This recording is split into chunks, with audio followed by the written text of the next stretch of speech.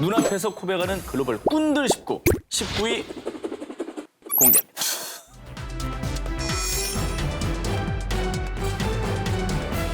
(2015년 10월) 마라톤의 강국인 아프리카 케냐에서 대대적인 마라톤 대회가 열렸습니다.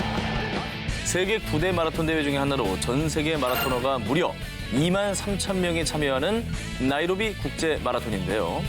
당시 13회를 맞이한 이 대회에서는 2시간 13분 25초를 기록하며 사력을 다해 마라톤 코스를 완주한 케냐의 조슈아 선수에게 1등의 영예가 주어졌습니다. 자, 그리고 이때 막판 스퍼트를 올리며 당당히 두 번째 결승선을 통과한 이 선수는 바로 케냐의 28살 율리어스 은조구 선수입니다. 네, 저 까만 유니폼 선수죠. 그렇죠. 자, 그런데 이게 어찌된 일일까요? 은조구 선수는 준우승의 세레머니를 할 틈도 없이 경찰들에게 둘러싸이고 맙니다. 총 들고 있어. 소총 들고 갔잖아. 아니 뭐 도핑 테스트예요? 뭐 걸렸나? 그 이유는 바로 피와 땀을 속인 죄, 거짓 달리기를 했기 때문입니다. 참가자 모두가 피땀을 흘리며 42.195km를 달리고 자신과의 싸움을 하고 있을 동안 네. 이 은조구 선수는요.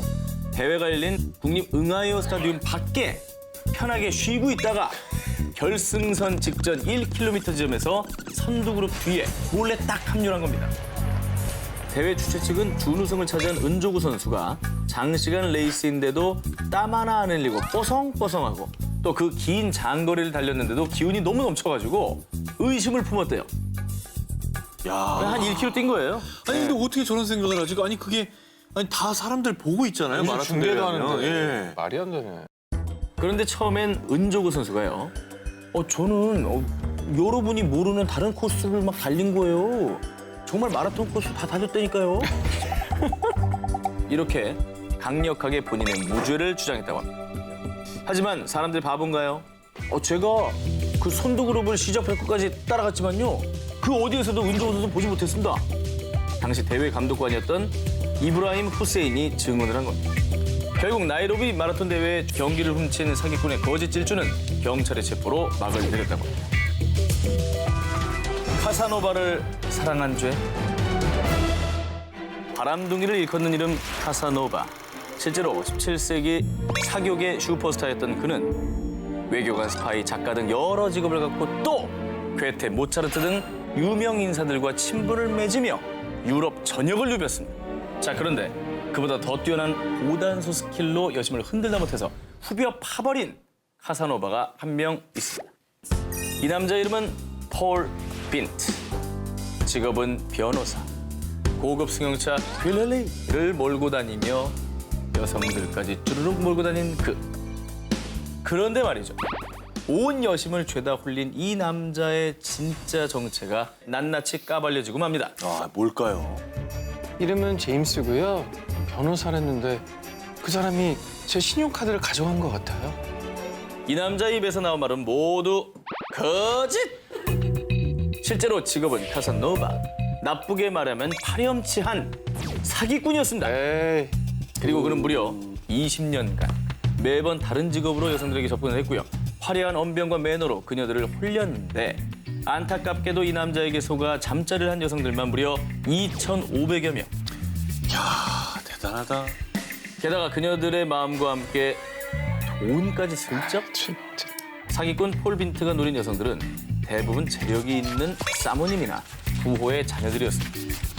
하지만 피해자가 점점 늘어나고 수십 수백 건의 증거들이 모아지면서 폴 빈트는 결국 2009년에 체포, 화려한 카사노바 역사를 마감, 종지부를 찍게 됩니다. 이게 뭐 정말 나쁜 사람인데 정말 그 성실성에는 혀를 내두르게 되네요. 참 열심히 산다라는 생각이 듭니다. 영화보다 더 영화처럼 사는 남자. 월스트리트 최고의 억만장자에서 FBI의 표적이 된 남자. 영화 The Wolf of Wall Street의 실존 인물 조던 벨포트가 그 주인공입니다. 1987년 22살의 조던 벨포트는 부자가 되겠다는 일념으로 전 세계 금융의 중심 뉴욕 월스트리트에 발을 들입니다. 하지만 얼마 되지 않아 미국 증시 역사상 최악의 주가 폭락 사태 블랙 먼데이를 계기로 실직하게 되는데요. 이러다 월스트리트가 아니라 햄버거 가게에서 일해야 하는 거 아니야? 하고 고민하던 그때 그는 현란한 언변을 무기로 위기를 기회로 바꿔놓습니다. 먼저 어릴 적 친구들을 불러 모아 투자 증권 회사 스트래튼 오크몬땡을 설립한 뒤 회사라고 부르기도 민망한 영세 회사의 주식을 판매하는데요. 고객님, 상장되기 전에 사셔야 된다니까요. 나중에는 이거 사고 싶어도 못 사요. 라면서 투자자들을 유혹, 페니스톡이라는 비상장 저가 주식을 팔아치우면서 고액의 판매 수수료를 챙긴 거죠. 게다가 그가 팔아치운 주식의 합산액은 무려 10억 달러, 한화로 약 1조 800억 원. 자, 이렇게 주가 조작과 각종 불법 행위로 월스트리트에서 대성공을 거둔 조던 벨포트. 하지만 그의 행적을 수상하게 여긴 FBI가 뒤를 캐기 시작합니다. 그리고 결국 그의 사기 행각이 낱낱이 밝혀지면서 자금 세탁과 증권 사기 혐의로 체포되고 마는데요. 당시 투자자들의 피해 금액은 무려 우리 돈으로 2,100억 원에 달했다고 합니다. 하지만 2003년 조던은 관련자들에 대한 정보 제공을 대가로요. 2009년까지 사기 금액의 절반인 약 1,200억 원을 피해자들에게 배상하라는 조건과 함께 고작 22개월형을 선고받았다고 합니다. 야, 근데 이거 지은 죄에 비해서 형이 너무 약한 거 아닙니까? 하지만 아직도 피해자들에게 갚아야 할 1,200억 원 가운데 딸랑 170억 원만 갚은 상태고요. 이게 피해자들이 진짜 분통 터질 만한 게 조던이 자서전, 영화 저작권 등으로 수백만 달러를 벌었는데도 자기만 호화롭게 살고요. 전혀 보상을 안 하고 뻔뻔하게 군다는 거죠. 결국은 저 벌 받을 겁니다. 법적인 벌은 못 받더라도 저게 남 눈에서 피눈물 흘리게 하고 저렇게 잘 살 수가 없어요. 잘 살면 안 되죠. 뭐뭐에서 생긴 일. 피고인 최후 진술하세요.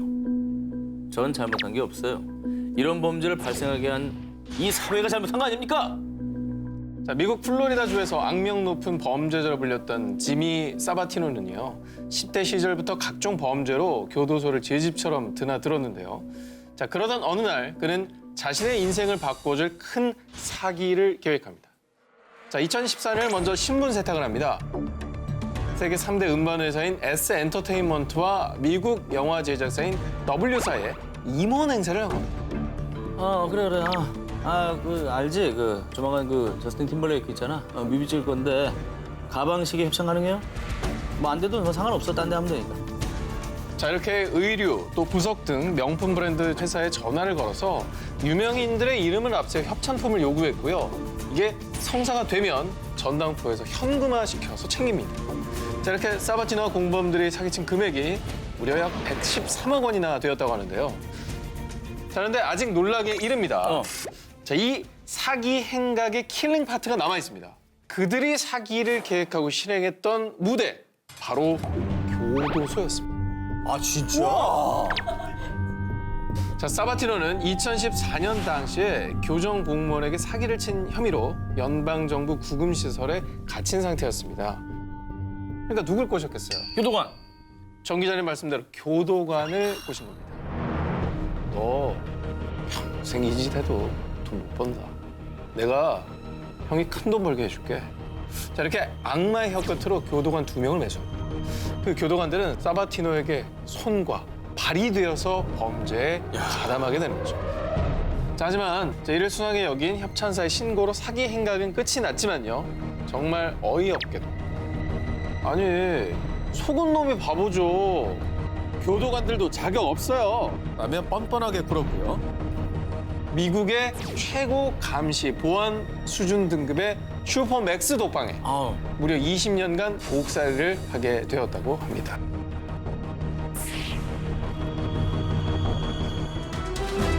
세계 제일 스펙 왕의 정체는 뉴질랜드의 최고 엘리트 과학자들이 모여있는 국방과학국. 자, 2005년 이곳의 총책임자이자 수석 과학자로 입사한 스티븐 월스는요. 5년간 80여 명의 직원들을 이끌며 뉴질랜드 국가 안보에 있어서 가장 중요한 기밀 문서들을 관리했습니다. 자, 그도 그럴 것이 그 스펙은 정말 퍼펙트. 저는요, 1988년 캘거리 겨울 스포츠 대회에서 영국 봅슬레이 국가대표로 출전할 정도로 튼튼한 체력과 또 정신력을 가졌습니다. 또 영국 왕립 해병대에 복무할 때는 여러 전쟁에도 참여해 군사 지지식까지 아주 해박합니다. 야. 오, 스펙이 일단 장난 아니네요. 듣기만 해도 저 두 가지가 같은 사람한테 존재할 수 있는 거예요? 자, 그런데 말입니다. 2010년 그가 몸담고 있던 국방과학국이 발칵 뒤집히는 일이 벌어집니다. 스티븐 월스, 과학자도 또 뭣도 아닌 그냥 사기꾼이었던 겁니다.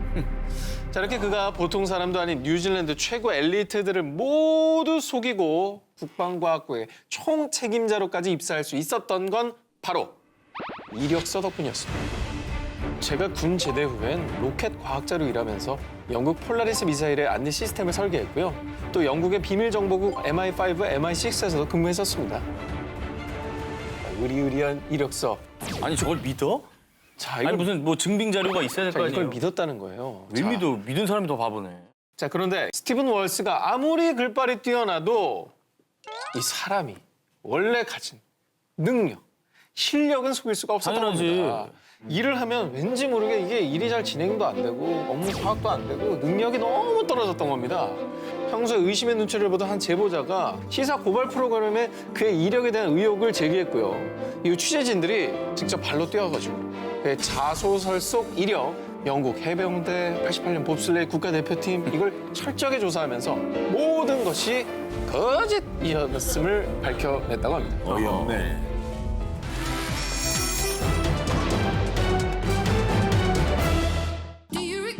프랑스 대표 명품 브랜드 C 브랜드, 독일의 럭셔리 의류 브랜드 H 브랜드, 그리고 전 세계 67개 나라에 지점을 두고 있는 세계적인 금융기업 H은행. 이렇게 명품 기업부터 금융기업까지 내로라 하는 전 세계 대기업들이 줄줄이 속아 넘어간 희대의 사기극이 있습니다. 저 세계 업체가 다 속았다고요? 전부 다요. 와. 바로 보이스피싱입니다. 보이스피싱의 거대 기업이 말도 안 돼.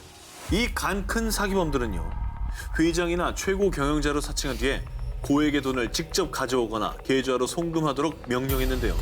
de cette opération, c'est une mission sous couvert secret défense. 만약 의심하거나 머뭇거리는 모습을 보인다 하면 정부 비밀 요원이 따로 전화할 걸세. 국가의 존폐가 자네 손에 달렸어. 그 돈은 불법 테러 자금이라고. Projet d'attentat. Al-Qaïda maudite. 이렇게 테러를 막아야 한다며 아주 막중한 책임감을 주고 혼란스럽게 만들어 속아 넘어가도록 한 겁니다.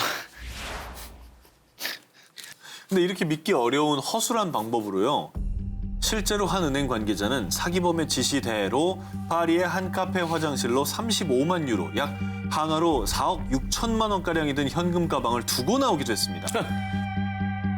자, 그리고 여기서 끝이 아닙니다. 이렇게 2년여간 프랑스, 벨기에, 이탈리아 등 세계 여러 국가에서 사취한 총 금액은 무려 18억 달러, 1조 9,500억 원이었다고 합니다. 아니 돈을 뭐 전화 한 통으로 저렇게 많이 벌어? 2조가 좀 안 되는 돈이고요. 와. 이 국제적인 사기범들은요, 결국 4년여 만에 덜미가 잡히긴 잡힙니다. 그런데 놀랍게도 이 사건에서 가장 최고 주범인 프랑스계 이스라엘인 질베르트 치클리는 현재 이스라엘로 도주를 한 상태인데요. 이를 포착한 미국 AP통신 측에서 인터뷰 시도를 했는데 이런 말을 남겼다고 합니다. 내 주소 알지? 할 말 있으면 와. 뻔뻔하다. 뻔뻔하죠. 이렇게 전 세계 대기업들을 목소리 하나로 속인 희대의 사기꾼이 있었다면요, 영국에는 스포츠계, 금융계, 그리고 정계까지 농락한 간 큰 사기꾼이 있다고 합니다. 영국 축구 하위 리그에 속한 노츠 카운티 팀, 자신을 스위스의 한 기업 컨설턴트로 소개한 러셀 킹이 노츠 카운티 팀을 인수합니다. 실제로 그는 당시 영국의 F투자은행의 주식을 무려 49%가량 보유한 거물 투자자이기도 했는데요. 축구팀을 인수한 러셀 킹은 본격적으로 축구단에 투자를 하기 시작. 축구계의 명장 스벤 예란 에릭손 감독까지 영입했습니다. 와. 이후 러셀 킹의 행보는 거물 투자자답게 거침이 없었습니다. 에릭손 감독에게 2,100조 원이 넘는 광산 개발권을 팔아 축구팀 운영 자금을 조달하겠다. 평양에 같이 가자라고 제안했고요. 그 뒤 2009년 10월에 실제로 그 둘은 평양을 방문해 당시 북한의 고위 정계 인사 최고인민회 김영남 상임위원장까지 만나게 됩니다. 무슨 줄이 있었대. 진짜 간 크다. 그런데 여느 날과 다름없이 구단의 연습을 감독하고 있던 에릭손은 수상한 종이를 발견합니다. milk bill has not been paid. The milk bill. Yes, you know they have milk. 아, 정말 이거 실화냐 했겠다. 어? 이거 실화냐? 여기서 짐작을 하셨겠지만 예. 러셀 킹이 그동안 한 말은 모두 다 어. 새빨간 거짓! 자, 그런데 어디까지가 거짓이냐? 그가 F은행 지분이 무려 49%나 있는 건 사실입니다. 그건 사실이야. 네. 근데 이걸 어떻게 받았냐? 자신이 아라비아 반도 바레인 왕국의 왕자와 친분이 있고 1조 원이 넘는 왕실 자금을 관리하고 있다고 F은행을 속여서 받아낸 거였습니다. F은행도 참 답답하다. 아, 그리고 노츠 카운티 축구팀을 인수한 후에는 에릭손 감독의 명성을 이용하기 위해 달콤한 악마의 혀로 꼬드긴 거였습니다. 게다가 다른 나라와 교류가 적은 북한의 환경을 이용해 휴지 조각에 불과한 가짜 주식으로 정계 인사들까지 모조리 속였고요. 결론은 이 스포츠계와 정계와 금융계와 이 모든 업계에 있는 인사들을 다 속인 거죠. 하지만 이 엄청난 사기꾼도 할 말은 있나 봅니다. 아, 억울해요. 난 어떤 이득도 보지 않았어요. 단지 컨설팅을 한 것뿐이라니까요. 라면서 끝까지 혐의를 부인했다고 합니다. 20세기 최대 금광 사기 스캔들. 명품 브랜드 빈센트 앤 코의 진실. 눈앞에서 코베가는 글로벌 꾼들 19, 저의 특종 먼저 공개합니다. 파이팅.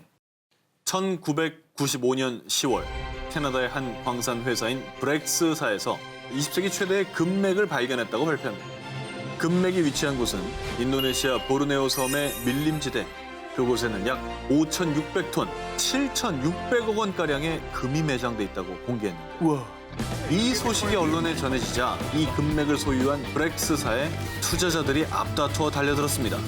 덕분에 이 회사의 주가는 1995년 한 주당 10센트에서 최대 200달러까지 치솟았는데요. 그런데 1997년 3월 미국의 광물 회사인 F사에서 충격적인 사실을 발표합니다. 언론에 공개된 금의 매장량, 순도, 금맥의 분포도까지 모두 가짜, 거짓이었던 겁니다. 어떻게 몇 그램도 없어? 정말 몇 그램도 없어요. 너무한다 진짜. 그들이 어떻게 사기를 쳤냐 하면요. 먼저 광석의 견본을 채취했습니다. 그리고 그 샘플에 진짜 금을 갈아 넣습니다. 이 과정을 통해서 가짜 금광석을 만들어낸 겁니다. 이 사실이 밝혀지자 브렉스사의 주가는 대폭락, 결국 파산에 이르렀고요. 골드러시를 꿈꾼 캐나다와 미국의 투자사들은 수십조 원대의 손실을 보게 됩니다.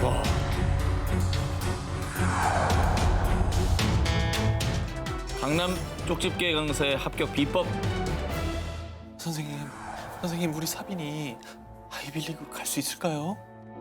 사빈이 아버님, 감당할 수 있으시겠어요?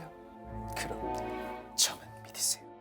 2009년 미국 코네티컷에서 유학 생활을 하던 두 한인 학생은요, 미국의 대학교에 진학하기 위한 필수 시험인 SAT에서 평소보다 훨씬 더 좋은 성적을 받아 꿈에 그리던 미국의 유명 대학에 출석 합격을 합니다. 잘 됐네요. 그런데 그 뒤에 숨은 공신이 있었으니 서울 강남의 모 어학원 강사 김 씨. 다 빼고 100% 시험에 나오는 핵심만 남았기 때문이죠. 강사 김 씨는 특히 비평적 독해 분야에서 쪽집게 강사로 불릴 정도로 강남 학부모들 사이에서 소문이 자자했습니다. 자, 그런데 말입니다. 유능한 쪽집게 강사였음에도 불구하고 학부모와 학생들의 기대치가 높아질수록 불안감이 엄습. 그래서 결국 정말 엄청난 작전을 벌이게 됩니다. 그게 뭐냐? 본인이 직접 시험을 친 뒤 제자들에게 답안지를 보내는 것이었습니다. 실시간으로? 같이 시험을 치는데? 무전기라도 사용하나요? 쪽집게 강사였던 만큼 머리가 보통 비상한 게 아니었어요. SAT 시험 문제는 모든 나라가 동일한데 그래서 강사 김 씨는 시차를 이용키로 합니다. 그래서 택한 나라가 머리 좋죠?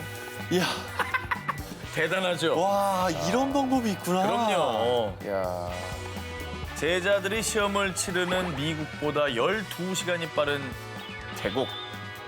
그 뒤 쪽집게 강사 김 씨는 곧바로 태국행 비행기에 몸을 실었습니다. SAT를 치른 태국인 응시자에게 어둠의 경로로 단돈 500바트, 약 15,000원의 시험지를 구매해서 아주 잽싸게 슬슬 풀어가지고 시험지와 자신이 푼 예상 답안지를 두 제자에게 전송합니다. 아니 이럴 거면 그렇게 돈을 받고 그냥 잘 가르쳐 주지. 그럼. 왜 좋은 머리를 저렇게 시험 유출하고 이런 거 범죄잖아요. 이런 데 쓰냐고요. 에이, 저건 좀 아니다. 그러나 김 씨의 범행은 덜미가 잡히고 맙니다. 2010년 강남 일대 SAT 학원 고액과외를 수사하면서요. 그만 발각이 됐다고 합니다. 지금 저 시험 때문에 일부 자격증 시험 같은 경우에 한국에서 치지 못하는 네, 생겼어요. 시험들이 어. 꽤 생겼어요. 미국 드라마 슈츠의 현실판. 미국 펜실베니아주 피츠버그의 모 로펌. 이곳의 상속 전문 변호사 kimberly 키츠는요. 펜실베니아 모 대학에서 법학 박사 학위를 받은 뒤 변호사 시험을 단번에 합격했고요. 이후 뉴욕의 한 대학교에서 세법을 가르치기도 한 아주 유능한 변호사였습니다. 프로필만 보면 되게 화려한데요. 되게 화려한데? 네. 근 10년 동안 고객 30여 명의 부동산 등 상속 관련 업무를 담당했던 그녀는요. 로펌 소속 변호사 중에서도 고객들에게 특히 인기 있는 변호사였는데요. 고객님, 이 경우는 소득세법 제19조. 아니다. 그냥 쉽게 설명해 드릴게요. 이렇게 고객 맞춤 서비스로 친절히 응대했고요. 동료 변호사들에게도 인정을 받아 헌팅턴 카운티 변호사 협회의 회장까지 역임했습니다. 아니 근데 이쯤 되면 좀 불안불안해집니다. 예, 주제가 네. 주제인 만큼. 너무 뛰어났기 때문에 지금. 네. 그죠? 네.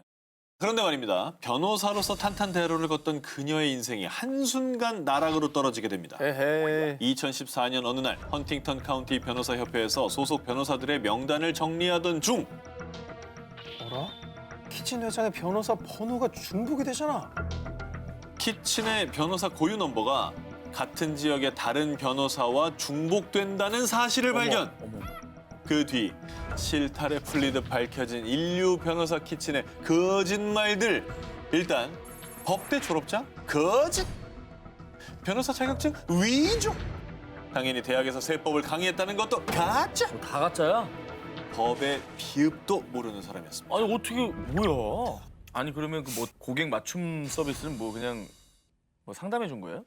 그 이렇게 뭐 이렇게 들어준 건가 얘기? 제가 아는 바대로는 상속 사건 같은 경우에는 가족끼리 합의가 되면 재판까지 잘 안 간다고 하긴 하더라고요. 미국은 그렇죠. 그러니까 오히려 그렇게 유도를 해서 법정에 가는 일 없이 원만하게 일을 잘 좀 해결해 와서 들통이 안 났을 수도 있겠다는 생각이. 법정 가지 마세요. 알아서 잘 해결하세요. 뭘 가요? 그런 식으로 구슬리면은 그러니까 이 정도면 저도 이번엔 그 말씀을 드리고 싶네요. 이 재능이면 우승을 갔어요. 맞아.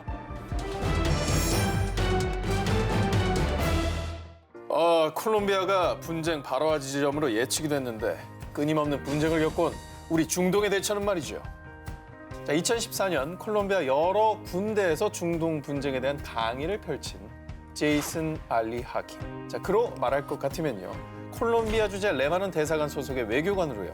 중동의 분쟁 관련 전문가로 이름나 군대를 비롯해 경찰서 등에서 그를 초청, 각종 강연과 연설을 도맡았습니다. 그러던 어느 날 한 군인이 그를 수상하게 보기 시작했는데요. 왜냐? 제이슨이 레바논 외교관인데 모국어도 아닌 스페인어를 너무 모국어처럼 썼기 때문입니다. 자, 그래서 확인차 콜롬비아 주재 레바논 대사관에 연락을 했습니다. 그런데 대사관에요. 그런 사람은 없어. 에이? 아유 뭐야? 아 무섭다. 없는 사람이야? 첫 번째로 강연을 섭외할 당시에 대사관에 전화해보지 않았다는 거예요? 충격이죠. 자, 자신을 레바논 외교관으로 속인 그의 진짜 정체는 그냥 콜롬비아에서 태어난 콜롬비아인 제이슨 쿠엘로였습니다. 근데 왜 레바논 외교관인 척 한 거야? 그쵸? 왜 하필 그 많은 나중에 레바논이에요? 너무 뜬금없죠? 네. 자, 그는 특이하게도 중동 문제에 유독 관심이 많은 중동 오타쿠, 중동 마니아였습니다. 중동 덕후였구나. 네, 중동 덕후였어요. 자, 그래서 중동 관련 소식이라면 절대 놓치는 법이 없었고요. 독학으로 절대 불가능할 것 같은 아랍어까지 혼자서 공부를 했습니다. 아랍어 얼마나 어려운데. 진짜 어렵다고. 네이티브 수준까지 외교관인 척 할 수 있는 데까지 공부를 한 거예요. 혼자. 혼자. 그런데 아니 나 이 정도면 중동 외교관이라 해도 믿겠는데? 황당한 도전 의식으로 레바논 외교관에 도전을 한 거죠. 차라리 주 레바논 콜롬비아 외교관에 도전을 하시지. 그러게. 자, 아무튼 콜롬비아인 제이슨 쿠엘로는 다양한 분쟁을 겪고 있는 중동 국가 레바논을 제2의 고향으로 골라서요. 가짜 레바논 외교관이 된 뒤에는 가는 곳마다 두둑한 강연료는 물론 1급 호텔과 최고급 레스토랑 등 최고의 특급 대우까지 모두 누렸다고 합니다. 그런 게 가능한가? 자, 2014년 9월 외교관을 사칭해 호화 생활을 누리던 제이슨은 결국 문서 위조 혐의로 체포됐는데요. 황당하게도 일각에선 그가 진짜 레바논 외교관들보다 더 적극적으로 활동한 것만큼은 인정해줘야 된다라는 의견도 있었다고 합니다. 중동에 대한 애정은 우리가 인정합니다. 예, 다른 쪽으로 진로를 좀 탐색을 하셔야 될 것 같아요. 네.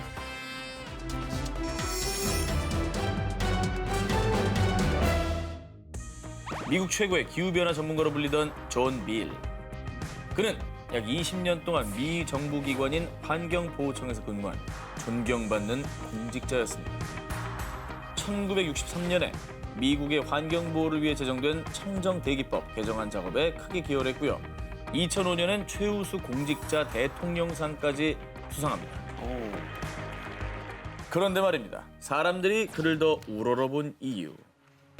CIA 요원은 뭐가 달라. CIA 요원은 천재만 뽑나 봐. 무슨 CIA라니 환경부 직원이라면서요. 미국 최고의 기후변화 전문가인 존 빌의 진짜 정체는 사실 CIA 요원. 게다가 존 빌은 암묵적으로 자신이 공무원으로 위장한 상태인 걸 직원들이 눈 감아 주니 랭글리에 있는 CIA 본부 좀 다녀올게요. 이거 공개적으로 얘기한다고? 예. 다음 주에는 파키스탄에서 비밀 임무가 있습니다. 비밀인 거 아시죠? 해놓고 CIA 비밀 업무를 보고 오겠다며 번번이 출장을 떠났습니다. 그런데 존 빌, 언제까지 국가기관을 기만할 생각이었냐? 자, 이게 어찌된 일이냐?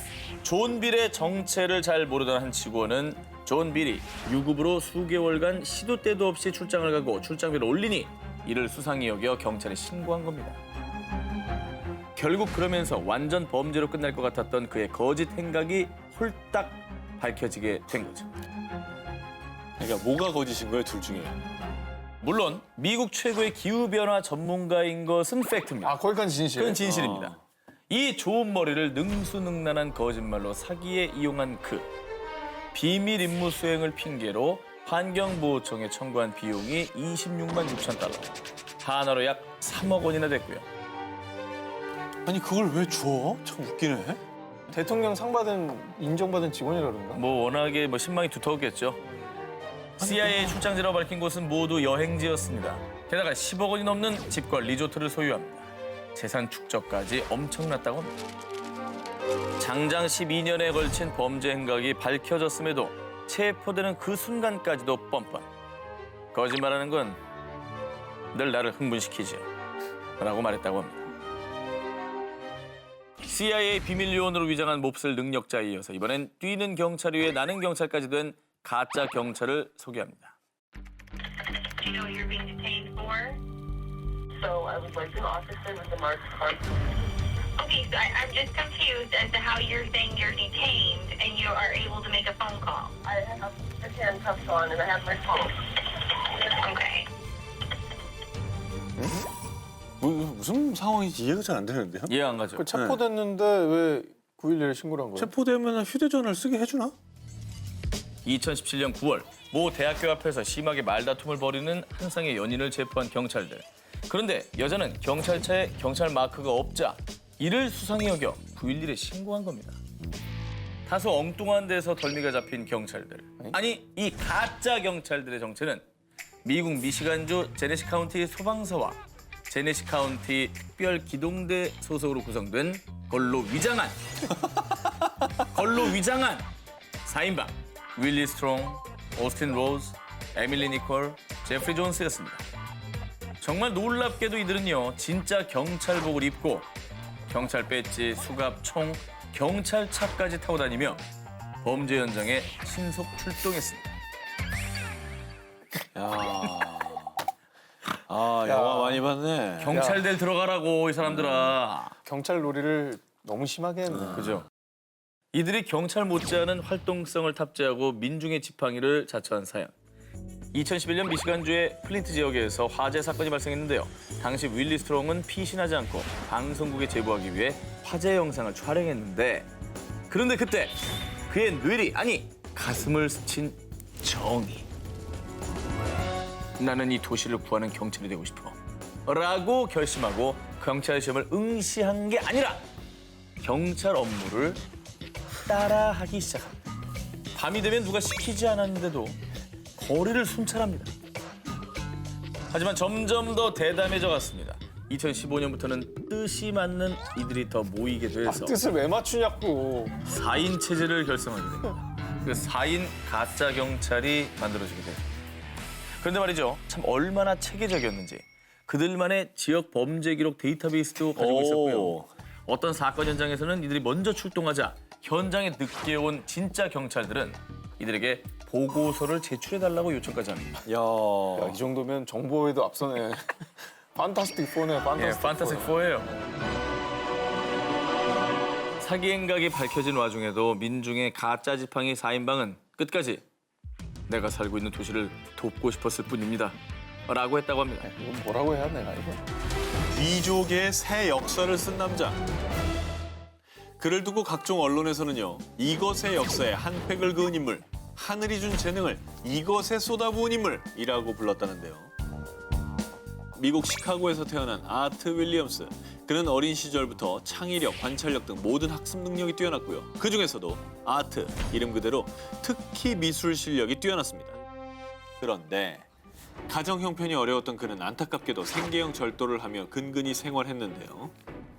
17살이 되던 때 뒷골목에서 여러 범죄자들과 어울리다가 우연히 화폐 위조의 세계에 발을 들이게 된 그. 안 돼, 아유, 안 돼. 아, 그 그림을 그리면 어떡해. 자, 처음엔 그냥 대충 인쇄를 해서 달러당 20센트를 받고 지역 갱들에게 판매를 했습니다. 그런데 그의 악마적 재능이 활활 타오르는 일이 있었습니다. 1996년 미국 조폐국에서 100달러짜리 신권을 새로 선보였는데 위조 자체가 불가능한 화폐였습니다. 그 이유는 예를 들어서 스캐너로 복사할 경우에는 지폐에선 안 보이던 무늬가 복사되고요. 보는 각도에 따라 색이 달라지는 광가변 잉크 등 최첨단 기술 그 자체였는데요. 그런데 이게 불가능하다고 하니까 이 불가능의 도전장을 내민 거죠. 집에 틀어박혀서 온종일 신권을 관찰 또 관찰. 어머. 일명 100달러 신권 부시기에 돌입. 가장 먼저 한 일은 종이 찾기. 당시 위조 화폐 확인용 위조 감지 펜이 나왔는데 위조 화폐 이 펜으로 글씨를 쓰면 갈색이 표시가 되는 거라고 합니다. 뭐 화장지, 프린터 용지, 눈에 띄는 모든 종의 펜을 구웠습니다. 하지만 다 실패.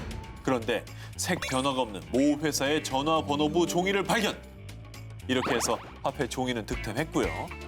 그 다음은 보는 각도에 따라서 색이 변하는 광가변 잉크를 찾아 헤맸는데 운 좋게도 96년형 포드 머스 B의 차 색깔이 각도에 따라 색이 다르게 보인다는 걸 알게 됐고 즉시 자동차 수리점에 달려가 페인트 제조업체를 알아냈습니다.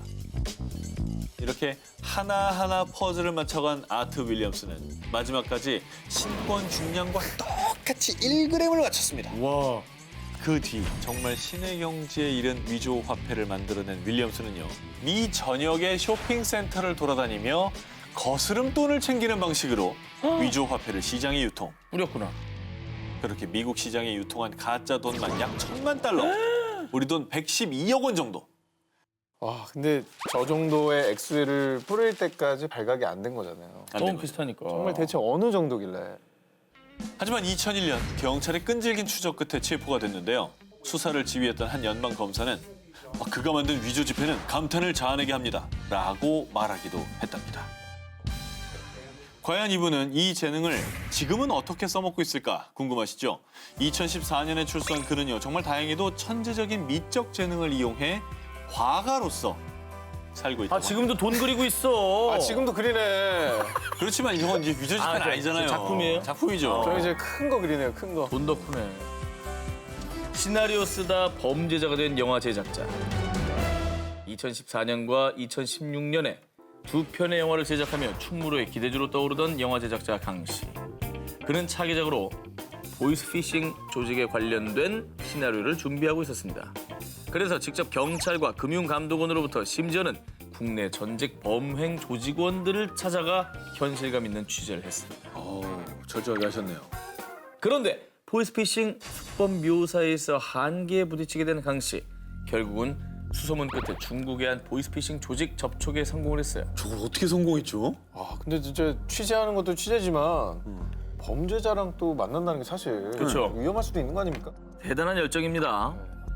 그런데 말입니다. 이 바닥에 사정을 좀 아는 것 같은데 우리 같이 일이나 좀 해봅시다. 강 씨에게 건넨 은밀한 제안. 보이스피싱 조직의 체계부터 업무 내용까지 상세히 알던 강 씨에게 보이스피싱 콜센터에서 사용할 대포폰을 개통해 중국으로 보내는 중책을 제안한 것이죠. 악마의 속삭임인데. 영화 제작비가 필요했던 그는 두 눈을 꼭 감고 보이스피싱의 범죄 한복판으로 뛰어들게 됩니다. 아이고야. 그는요, 경찰과 금감원 등에서 취재한 고급 정보를 이용해 영화보다 더 영화 같은 범죄를 설계하기 시작. 야, 이거는 아닌데. 수기 씨 되시죠? 네. 예, 수고하십니다. 여기 서울중앙지검의 오명규 수사관이라고 합니다. 아니 그렇게 말하면 저 개인정보 주겠어요? 나는 거 잘 봐요. 답답하네. 영화 제작자이자 시나리오 작가니겠어요. 일단 그는 큰 의심 없이 고객의 환심을 사기 위해 신용과 관계가 없이 대출이 가능하다는 내용으로 고객 응대 매뉴얼을 직접 작성합니다. 저 꼼꼼한 거 봐. 아우. 신뢰도를 높이기 위해서 070 번호 말고 1577 또는 1566으로 시작하는 대표 번호를 사용합니다. 070 전화 안 받는 사람 많거든요. 정말 고차원적인 사기 기술로 개인 명의를 받아내 대포폰을 제작. 보이스피싱 조직을 대규모로 성장시키는 데 큰 공을 세우게 됩니다. 머리야. 2018년에 경찰들은 역추적을 거듭한 끝에 그 중심에 이 강 씨가 있었던 것을 알게 되고 체포하게 된 것이죠.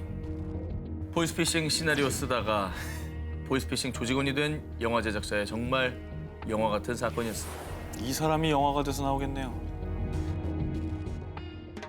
근데 그 영화를 만드는 사람은 제발 나쁜 하지 속삭- 말지. 악마의 하지 속삭임에 말길. 안 빠지길 바랍니다. 예. 원조 Catch Me If You Can. 피해자를 2번 울린 최면술사. 얘기만 들으면 좀 약하네요. 아니죠. 그래요? 최면술. 약합니다. 저 오기자의 1위 후보를 공개합니다. 레오나르도 디카프리오 주연의 영화 Catch Me If You Can. 네네네. 그곳에 이제 프랭크 에비그넬이라는 사람이 있습니다. 하지만 그분을 넘어선 희대 사기꾼 페르디난드 왈도 데 마라. 자, 페르디난드는요 직업 군인이 됐지만 적응 실패. 그 뒤 여기저기서 소소한 사기를 치며 떠돌이로 살다가 자신에게서 뛰어난 재주를 찾았으니 바로 신분 위조. 딴 거 좀 찾지. 자, 1950년대 초 그는요 미국 메인주의 한 수도원에서 수도사 행세를 했습니다. 자, 그런데 이때 캐나다에서 온 의사 조셉 시르를 만나게 됩니다. 미국은 처음이죠. 내가 도와줄게요. 라며 접근을 해서 서류를 모두 받아서 그 길로 캐나다로 직행. 뭐야? 가로챈 거죠. 에이. 신분을. 자, 그때부터 의사 조셉 시르로 사칭. 캐나다 해군의 군의관까지 되었고요. 6.25 전쟁 발발 후 캐나다 어떤 나라입니까? 참전국. 참전국이죠. 참전국이죠. 예. 이곳 한국 전쟁의 파병까지 왔습니다. 저건 병이야. 저 병이야. 조셉 시르의 첫 임무는 제임스 플러머 중령의 이를 뽑는 것. 어떻게 해? 생일 뽑은 거 아니야?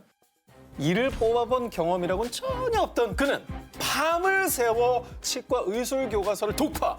그래서 무사히 발치에 성공. 야, 잘 뽑았어? 대단하다. 자, 그리고 며칠 뒤엔 큰 중상을 입은 한국군 3명이 실려왔는데 그중 한 명은 심장 가까이 탄환이 박혀 생사의 기로에 놓여 있었습니다. 살려내야 돼요. 메스 한 번 잡아본 적이 없던 그는 정말 놀랍게도 능숙하게 수술 집도를 했고요. 어머. 다행히 수술도 성공적. 고맙네. 이거 우리나라랑 관련이 있으니까 되게 지금 조마조마하면서 기사를 듣게 돼요. 예. 네. 해군 홍보팀에선 젊은 군의관의 영웅 같은 업적을 소개하기 위해 신문과 또 라디오에 보도 자료를 발송.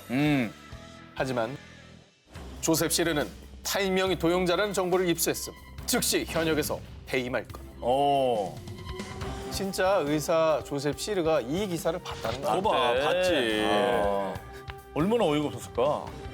제 아무리 실력이 뛰어났을지라도 엄연한 사기꾼입니다. 이 일로 페르디난드는 위조 국적인 캐나다에서도 국외로 추방 명령을 받게 되었다고 합니다. 저 능력은 정말 타고난 사람은 맞네요. 사기 모든 능력. 재능을 너무 그걸 몰빵해서. 사기에만 쓴 거 아니에요? 사기로만 썼죠. 예. 세계를 농락한 희대의 사기꾼 19, 17일을 공개합니다. 미술사를 뒤흔든 모모의 거장. 초현실주의를 대표하는 독일 화가 막스 에른스트. 그의 작품 숲2는 수십 년간 행방을 알 수 없다가 2004년 세상에 다시 등장. 당시 막스 에른스트 최고 전문가인 베르너 스피스의 진품 감정을 마친 뒤 2006년 한 수집가에게 약 76억 원에 팔리며 엄청난 가치를 증명했습니다. 그런데 5년 뒤인 2011년 당시 팔린 막스 에른스트의 숲2가 진품이 아니라 위작이었다는 사실이 밝혀졌습니다. 아니 전문가한테 진품 감정을 받았다면서요. 그것도 다른 사람도 아니고 그 사람 권위자가 그러니까요. 해준 거 아닙니까? 이 위작 스캔들의 주인공은 독일의 화가 볼프강 벨트라키. 그런데 더욱 충격적인 건요. 그가 막스 에른스트의 작품뿐만 아니라 하일리 캄펜동크, 앙드레 드랭, 키스 반 동겐 등 전 세계 유명 화가들의 작품 14점을 위조, 약 500억 원이 넘는 이득을 취했다는 사실이었습니다. 되게 잘 그려놨다. 저주받은 재능이다. 그러니까. 근데 보통 미술품을 감별할 때 화가 고유의 붓터치, 기법 이런 화풍을 분석하는 건 물론이고요. 현미경 등을 이용해 그림을 그린 캔버스의 재질, 사용된 물감의 종류까지 과학적으로 분석해서 위작을 감별해내는데요. 그런데 이 벨트라키는 위작을 그릴 때 그림만 잘 그려서는 안 돼. 그 사람을 완벽히 파악하고 내가 그 화가가 돼야 한다고. 원작의 화가가 어느 시대 사람인지, 그 시대에 사용한 재료들은 무엇이었는지 철저하게 조사하는 건 물론이고 똑같은 물감, 똑같은 붓, 똑같은 캔버스를 사용했고요. 심지어 아유 피곤해 죽겠네. 이 사람은 왜 하필 새벽에 그림을 그린 거야? 원작 화가의 생활 패턴과 주변 환경까지 철저하게 조사. 만약 원작의 화가가 새벽에만 그림을 그렸다면 벨트라키도 새벽에만 그리고 비 오는 날 그렸다면 똑같이 비 오는 날에, 그리고 원작이 이틀에 걸쳐서 완성됐다면 벨트라키 또한 무슨 수를 써서라도 이틀 안에 그림을 완성했습니다. 저 재능이 너무 아깝다. 이 정도면 진짜 좋은 맘 먹고 좋은 작품 그리셨으면 더 좋았을 것 같아요. 근데 치밀하게 이제 잘 해왔던 것 같은데 어쩌다 들통이 이렇게 난 거예요? 정말 딱 한 번의 실수입니다. 스위스 미술관에서 벨트라키가 위조한 하일리 캄펜덩크의 붉은 말을 구입, 작품 보존을 위해 그림 성분을 조사했습니다. 그런데 티타늄 화이트 물감 속 성분에 화가 캄펜덩크가 활동했던 시대에 사용되지 않았던 산화 성분이 포함돼 있었던 겁니다. 하하.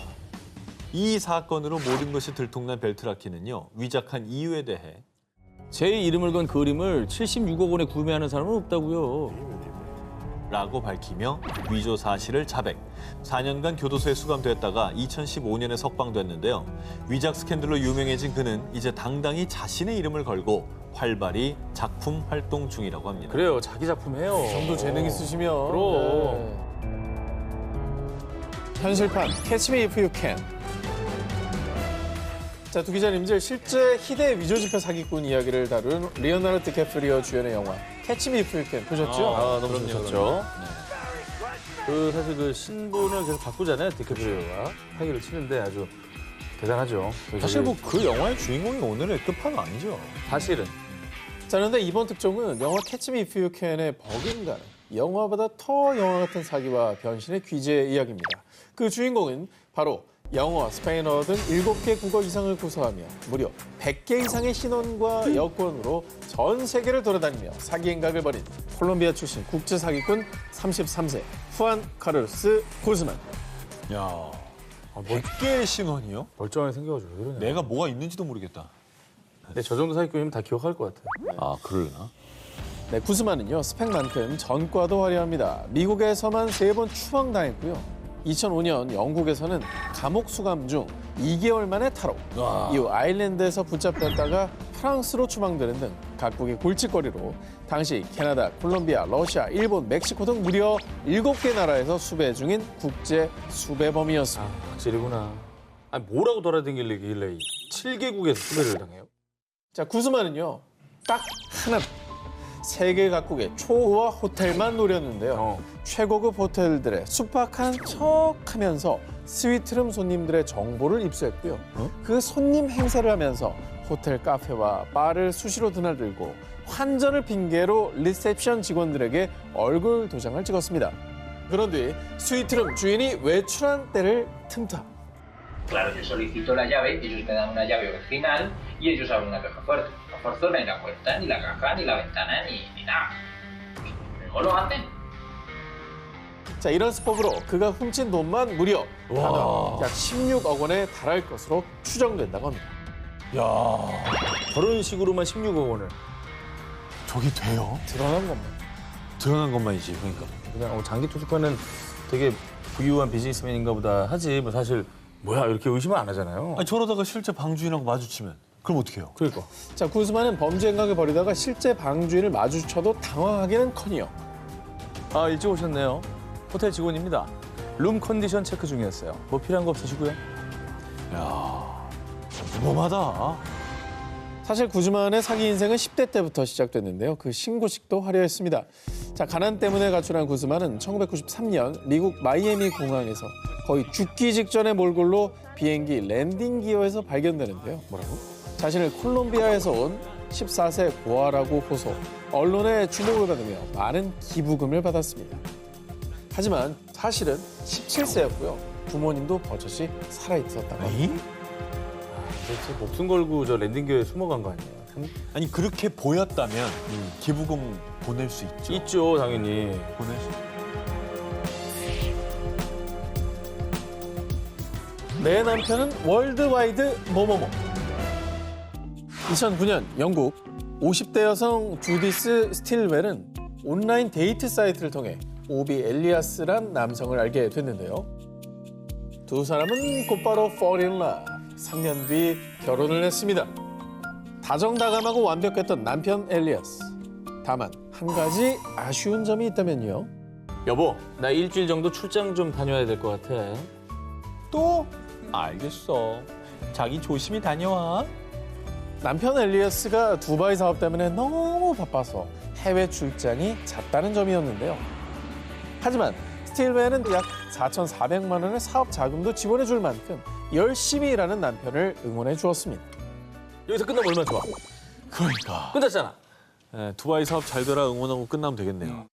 자, 그리고 2015년 2월 남편 엘리아스가 어김없이 두바이로 출장을 떠났는데요. 그런데 남편의 노트북에서 두바이가 아닌 호주행 티켓 결제 내역을 발견한 스틸웰. 그녀는 당장 남편 엘리아스에게 연락해 사실을 추궁했습니다. 아니, 그 친구랑 호주에 들렀다가 두바이에 왔어. 나 지금 저 일하느라 바쁘니까 끊어. 불안합니다. 바람 피나요? 바람이면 좋겠는데. 좋겠다고요? 아니, 뭘. 바람이 좋겠는데. 그렇지. 세계관이 나랑 너무 달라. 아, 정신 좀 차려. 바람인 걸 왜 좋아해? 내 얘기는 그 정도가 아니라 저 와이프가 줬던 돈이고 뭐고 이미 다 날려먹었을 것 같다는 얘기죠. 바람은 당연한 거고.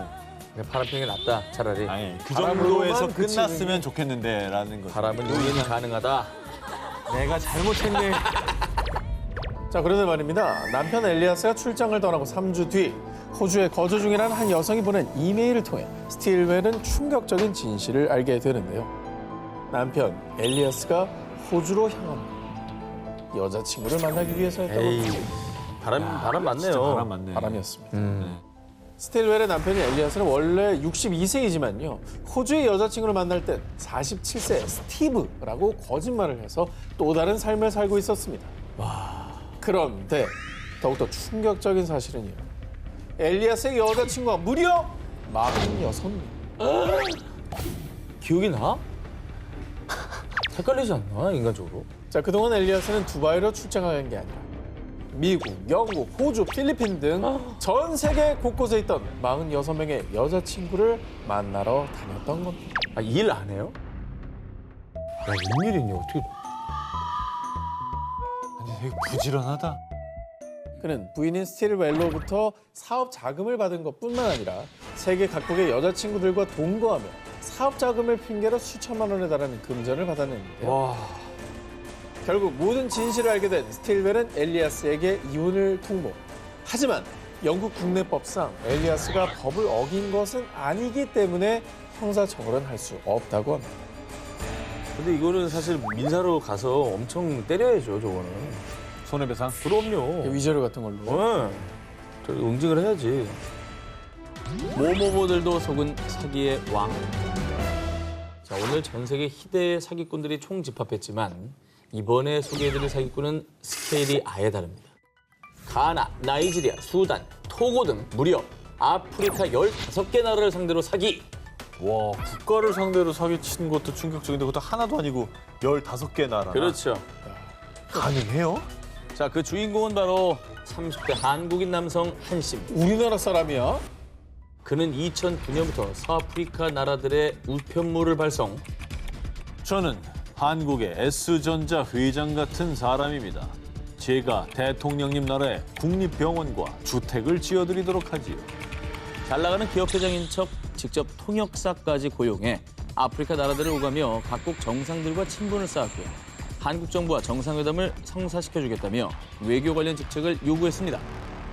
한 씨가 아프리카 대통령들을 속이고 외교 타이틀을 얻으려고 했던 이유는요. 바로 국내에서도 사기 행각을 벌이기 위한 큰 그림이었습니다. 아프리카 대통령들과 찍은 사진이나 주고받은 이메일을 미끼로 한 공기업의 전 간부 김 씨에게 접근합니다. 내가 아프리카 경제보좌관이나 마찬가지라니까. 이 공기업 자회사 사장 자리는 거뜬히 줄 수 있지. 한 씨는 공기업 자회사 사장 자리를 미끼로 김 씨로부터 로비 대가로 약 1,800만 원을 받아 챙겼습니다. 김 씨가 소개해준 사업가 3명에게도 비슷한 수법으로 총 약 11억 4천만 원을 가로챘습니다. 결국에는 국내에서 이런 돈을 사기치기 위해서 아프리카 대통령들을 이용한 거네. 인증샷 남긴 거죠. 그러니까 사진 찍고 뭐 그렇죠. 이렇게 친하다는 척하려고. 자, 한 씨가 피해자들의 의심을 피한 방법은 이러했습니다. 번듯한 사무실을 차려두고요. 고급 리무진 차량도 2대나 번갈아 타는가 하면 수행비서의 보좌관까지 대동하며 그럴듯한 대기업 회장처럼 행동했다고 합니다. 하지만 실제는 사무실 임대료도 7천만 원이나 밀린 빈털터리였다고 합니다. 이런 식으로 2년간 지속된 한 씨의 사기 행각은 2011년 경찰이 첩보를 입수, 조사에 착수하면서 끝이 났습니다. 그들의 위협으로부터 지켜준 남자. 2009년 프랑스를 발칵 뒤집은 충격 보도. 10년간 사기꾼에게 놀아난 귀족 가문. 프랑스의 유서 깊은 명문가인 베드린가를 상대로 무려 10년 동안 사기를 친 사기꾼이 체포됐다는 소식이었습니다. 오, 10년? 야, 10년이면 진짜. 근데 그것도 한두 명도 아니고 일가족이면은 뭐 유서 깊은 가문이고 그러면 사실 어느 정도 영향력도 있을 거고. 근데도 저게 됐다고요? 네, 10년간 서왔으면은 의심도 안 했을 것 같아. 프랑스의 귀족 가문을 농락한 희대의 사기꾼은 티에리 틸리였는데요. 사건의 발달은 1999년으로 거슬러 올라갑니다. 가장 먼저 틸리의 표적이 된 사람은 귀족 베드린가의 일원인 기슬레인 드 베드린.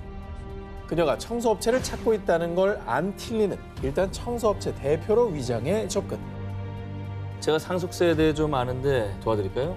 이건 뭐 경험자로서 얘기해 주는 거예요. 실제로 법대를 중퇴한 틸리는 자신의 법 지식을 활용해 기슬레인의 환심을 샀고요. 그의 화려한 언변에 속은 기슬레인은 가족 모임에 틸리를 초청했습니다. 자, 그렇게 베드린가 사람들과 친분을 쌓고 신뢰를 얻은 틸리는 본격적으로 사기극에 돌입. 저는 나토 출신의 비밀 조직 요원입니다. 프리메이슨이 여러분을 노리고 있어요. 대비를 해야 됩니다. 아시겠어요?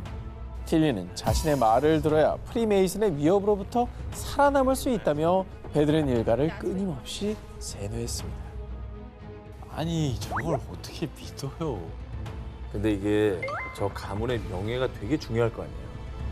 그 점을 노린 것 같아요. 자, 근데 그럴만도 한 게요. 틸리는 베드린가 사람들이 자신의 말을 믿도록 부타, 화재 등 범죄 사건을 조작.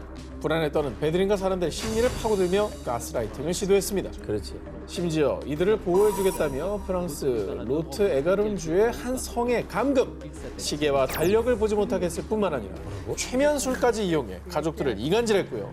뿐만 아니라 한 자선단체가 이들을 보호해준다고 속여서요. 그 자선단체에게 줄 비용을 핑계로 부동산 위탁 증서를 받아내는 등 10년에 걸쳐 베드린가로부터 부동산 7채와 한화 약 62억 원을 갈취했습니다. 재산을 위탁했으면 다 내준 거 아닙니까? 완전 이게 세뇌도 그냥 완전 100% 세뇌인데요.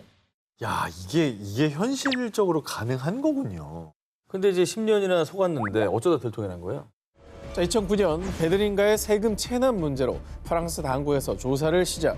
그리고 뒤늦게 성에서 도망친 가족의 신고 덕분에 희대 사기꾼 틸리의 만행이 드러났는데요. 틸리에게 세뇌당한 피해자 기슬레이는요. 그는 우리 삶의 10년을 훔쳤고 모든 걸 파괴했어요. 결국 사기꾼 틸리는 2012년 사기 혐의로 징역 8년형을 선고받았습니다. 오케이. 투자자 200명 속인 금융사기꾼 체포. 100억 가로챈 희대의 사기꾼 법원행. 1999년 미국 뉴욕 롱아일랜드에서 사기 행각으로 체포된 아이라 모나스. 사실 그는 증권 사기 혐의로 수감된 적이 있는 사기 전과자였습니다. 아니 사기로 처벌하고 또 사기를 쳤어요? 그렇죠. 아유 정말. 스케일도 크다. 200명을 상대로 100억을 사기친 거면. 간땡이가 얼마나 큰일 부어야 났네. 저런 걸 할까? 그런데 정말 놀라운 사실은 그가 범죄를 저지른 장소가 다름 아닌 교도소 아니었다는 겁니다. 교도소에서 사기를 어떻게 쳐요? 뭐 만나기는 해야 사기를 치는 거 아니야? 희대의 사기꾼에겐 가능했습니다. 이게 어떻게 된 일이냐? 1999년 당시 금융사기 혐의로 2년에서 4년형을 선고받고 교도소에 복역 중이었던 모나스는 자신이 운영하던 2개의 투자회사 직원들에게 교도소 내 공중전화로 전화를 걸어서 나 지금 유럽 출장 중이라 연락이 잘 안 될 거야. 확실한 종목이 있으니까 얼른 고객들한테 전달해. 모나스의 수감 사실을 몰랐던 직원들은 그가 일러준 투자 정보를 고객들에게 그대로 전달. 고객들은 직원들의 말을 믿고 돈을 송금했던 겁니다. 그렇게 모나스는 약 200명의 투자자들에게 850만 달러, 한화 약 100억 원의 투자를 받았지만 약속한 주식은 단 한 주도 사지 않은 채 사적으로 사용했다고 합니다. 어휴. 아니 근데 어쨌든 반성하라고 그 교도소 가 있는 거 아닙니까? 거기서도 이런 사기 행각을 하면 안 되죠. 결국에는 감금이 돼 있으니까 뭐 가족들이나 뭐 이런 최소한 인권 배려를 위해서 그런 전화 연결을 쓰게 해주는 건데. 야 진짜 그걸 또 대박이다. 사기에 쓰다니. 정말 상종 못한 인간이네요. 차원이 다르다. 하지만 이 모나스는 2001년 복역 17개월 만에 가석방으로 풀려났습니다. 재소근무네요, 재소근무. 그리고 이게 저 경제사범은 미국 내에서 가중처벌되고 또 종종 전과가 있으니까 이게 뭐 몇백 년형 막 나오고 그러잖아요, 미국에서. 그래요. 이거 더 강력하게 처벌을 왜 못했지? 분노하긴 아직 이릅니다. 모나스는 가석방으로 풀려나자마자 교도소 밖에서 대기하고 있던 연방검찰 수사관에게 그대로 다시 체포. 370만 달러, 한화로 약 43억 원이 남아있던 은행 계좌도 동결됐다고 합니다. 100억 원을 받았다면서요? 네, 근데 43억 원밖에 안 남았어요? 시원하게 쓴 거죠. 그 교도소 안에서 전화 통화만으로 50억을 날린 거예요? 그런 셈이네요. 어떻게 해야 그럴 수가 있는 거야?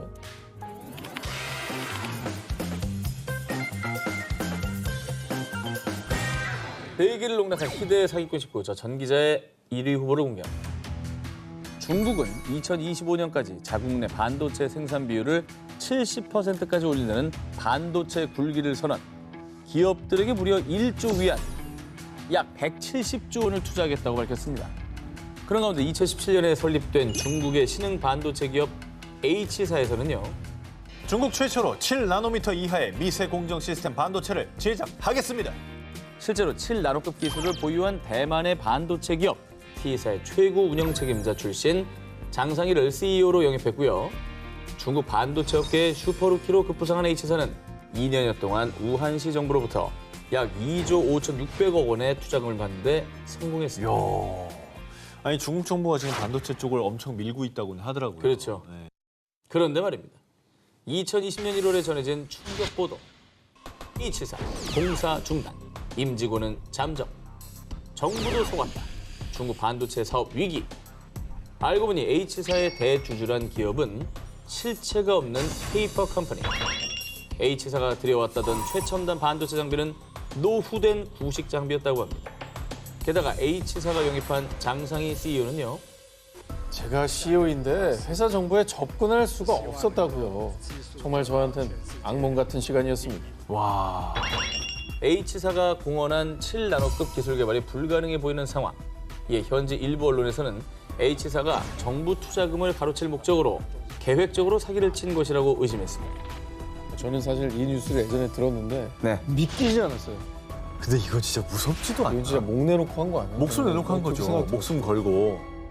자, 보도에 따르면 H사의 창립 멤버인 카오산, 롱웨이, 리쉐엔 3명은 모두 반도체 지식이 전무한 사람들입니다. 그리고 카오산은 대만 T사 장상희가 우리 회사 CEO로 온 거 아시죠? 믿고 맡겨주시죠.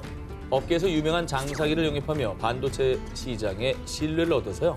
우한시 정부로부터 투자금을 이끌어낸 것으로 추측했습니다. 결국에는 그 이름이 이제 명성이 있기 때문에 이름값으로. 중국 정부나 뭐 우한시 정부도 그렇죠. 그걸 믿은 거잖아요. 우한시 정부에서도 일단 뒷수습을 시도합니다.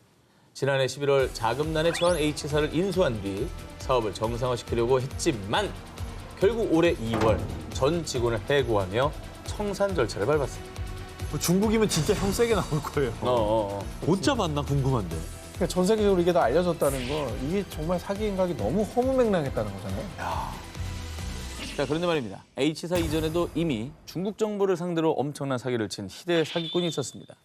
바야흐로 공산진영과 자유진영이 대립하던 1980년대 미국의 핵, 첩보위성 등 최첨단 무기에 맞서기 위해 중국에서 취한 비대칭 전략은 바로 초능력이었습니다.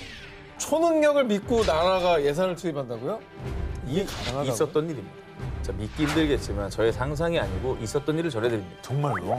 중국 정부가 이 초능력을 무기화할 수 있다고 굳게 믿었던 데에는 이 사람의 역할이 컸습니다. 바로 북보급 기공사라 불린 남자, 짱바오성입니다. 그는 본인이 사물을 이동시키고 투시를 할 수 있다고 주장했는데요. 실제로 그는 당시 중국 부주석 예제닝 앞에서 자신의 기공 초능력을 선보인 뒤 중국 고위층의 신뢰를 얻었다고 합니다.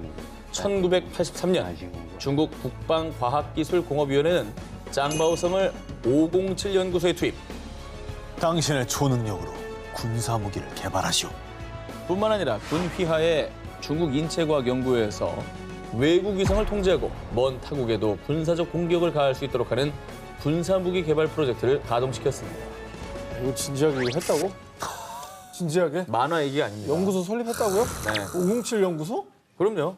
자, 그래서 1988년 정부 관계자, 과학자, 마술사 등 수십 명의 사람이 지켜보는 가운데 짱바오성의 초능력을 검증하기 위한 현장 실험이 진행됐습니다. 관건은 짱바오성이 초능력으로 봉투 속의 글씨를 읽어내고 약병 속의 알약을 움직일 수 있느냐라는 것이었습니다. 실험 결과는 대실패였습니다. 이거야말로 19이네. 성공했습니다. 완전 망했어요. 꼼짝도 안 했다고 합니다. 하지만 이 사실은 7년 뒤인 1995년이 돼서야 언론을 통해 밝혀지며 장바오성의 실체가 낱낱이 공개됐고요. 이후에 장바오성은 칩거, 사기 혐의로 체포됐다는 소문이 난무했는데요. 하지만 그가 어떤 처벌을 받았는지는 명확히 밝혀지지 않은 채 2018년 그의 사망 소식이 전해졌습니다. 아이고야.